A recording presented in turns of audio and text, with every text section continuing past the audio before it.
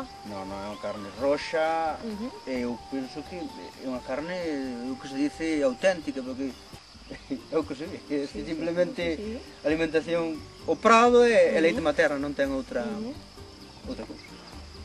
Maioritariamente, ainda que se complementa co pienso, digamos maioritariamente é iso. Despois, cando os xatos van grandes, eu o que fago é collelos, destetollelos ás nais, porque despois as máis chegado un momento xa non lles queren dar de mamar, entón levo-os para a casa e ao mellor están un mes, mes e medio na casa, despois vamos, temos, é dicir, en algunha época pode haber, en certas épocas, que, digamos, sobras de cousas que botas para o teu propio autoconsumo, que che poden sobrar, por exemplo, patacas, por exemplo, grelos, pero vamos, son cousas moi... que non hai un volumen moi grande, pero que sí que pode ser, que se pode comercializar tamén. E serían, digamos, na temporada, por exemplo, dos grelos, non? Son desde que se pode empezar aquí os grelos.